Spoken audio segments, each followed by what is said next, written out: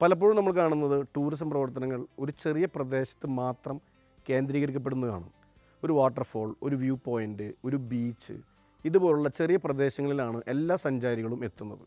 അതിനാൽ ആ പ്രദേശങ്ങൾ ഓവർ ക്രൗഡായി തോന്നുകയും പരിസ്ഥിതി സമ്മർദ്ദം വർദ്ധിപ്പിക്കുകയും ചെയ്യുന്നുണ്ട്. അതേസമയം ആ ഗ്രാമത്തിൻ്റെ ബാക്കി ഭാഗങ്ങൾ വികസനത്തിൽ നിന്ന് അകന്നു നിൽക്കുന്നതും കാണാൻ സാധിക്കും. ഇത്തരം പ്രശ്നങ്ങൾക്ക് പരിഹാരം കണ്ടെത്താനാണ് കേരള സർക്കാർ സ്ട്രീറ്റ് പോളിസി മുന്നോട്ട് വച്ചിരിക്കുന്നത്. സ്ട്രീറ്റ് എന്നത് sustainable, tangible, responsible, experiential ethnic tourism എന്ന ആശയത്തിനെ അടിസ്ഥാനമാക്കി രൂപപ്പെടുത്തിയ ഒരു പദ്ധതി എന്നാണ് പലരും വിശദീകരിക്കുന്നത്. ലളിതമായി പറഞ്ഞാൽ ടൂറിസം ഫോർ ഇൻക്ലൂസീവ് ഗ്രോത്ത് എന്ന ആശയം നടപ്പിലാക്കാനാണ് ഇതിൻ്റെ പ്രധാന ലക്ഷ്യം. അഥവാ ടൂറിസം വഴി ഒരു സ്ഥലത്തിൻ്റെ സമഗ്ര വികസനം ഉണ്ടാക്കുക. ടൂറിസം വരുമാനം ചില ഹോട്ടലുകളിലോ റിസോർട്ടുകളിലോ മാത്രം കേന്ദ്രീകരിക്കാതെ ഗ്രാമങ്ങളിലെ സാധാരണ ജനങ്ങളിലേക്കും എത്തിക്കുക. ഈ പദ്ധതിയുടെ പ്രധാന ആശയം തീംഡ് ടൂറിസ്റ്റ് സ്ട്രീറ്റ്സ് എന്നതാണ്. ഒരു ടൂറിസം കേന്ദ്രത്തിൽ വിവിധ വിഷയങ്ങൾ അടിസ്ഥാനമാക്കി വ്യത്യസ്ത തെരുവുകൾ വികസിപ്പിക്കുകയാണ് ഇവിടെ ചെയ്യുന്നത്. ഉദാഹരണത്തിന് ഒരു പ്രദേശത്ത് അഗ്രി ടൂറിസം സ്ട്രീറ്റ് ഉണ്ടാക്കാം. അവിടെ സഞ്ചാരികൾക്ക് നെൽപ്പാടങ്ങൾ, വാഴക്കൃഷി, സുഗന്ധദ്രവ്യ കൃഷി, മീൻ കൃഷി, കന്നുകാലി ഫാം എന്നിവ നേരിട്ട് കാണാനും അനുഭവിക്കാനും കഴിയും.